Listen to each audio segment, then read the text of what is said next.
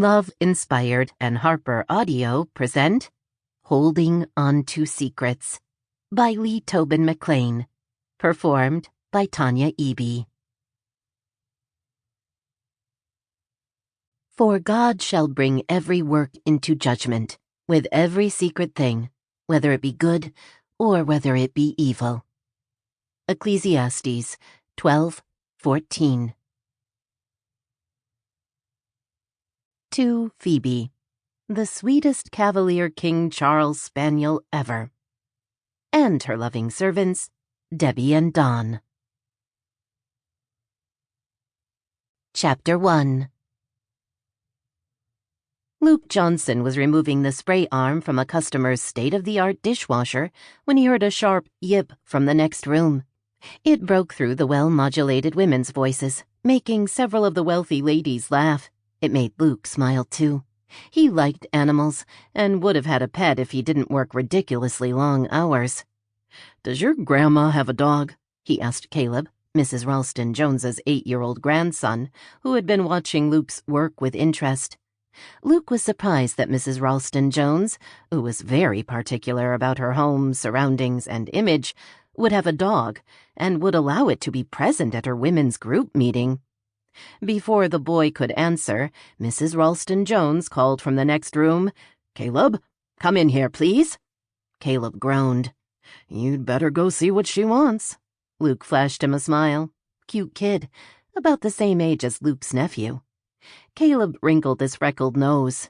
"She's gonna yell at me. Caleb, now, please." The woman had the voice of a drill sergeant.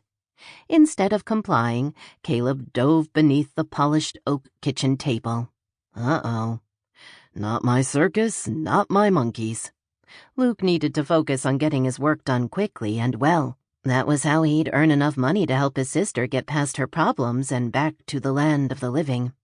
A good handyman was basically invisible to the families he worked for, especially in a wealthy community like this one. He leaned into the dishwasher and removed the filter. Yuck. Like many other homes in this neighborhood of Chesapeake Corners, Maryland, Mrs. Ralston Jones's place was mostly pristine. But who let their dishwasher trap get this full of gunk? He knew the answer. Lots of people. He should be grateful. It was just one of the many neglected home maintenance chores that kept a handyman like him busy 6 and sometimes 7 days per week. He moved to the sink and focused on cleaning the filter, not on the click-click-click of heels as Mrs. Ralston Jones stomped into the room.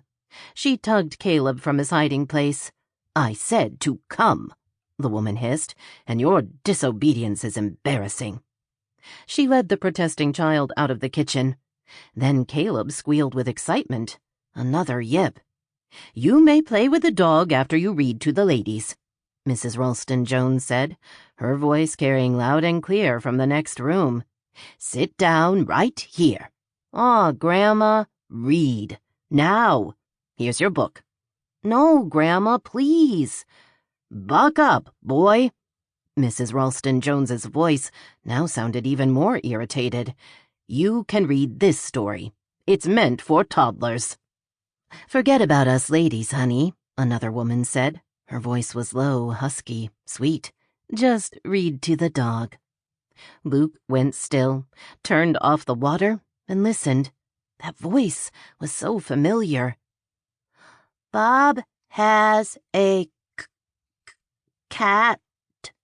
Long pause, and then the sound of a book being thrown to the floor.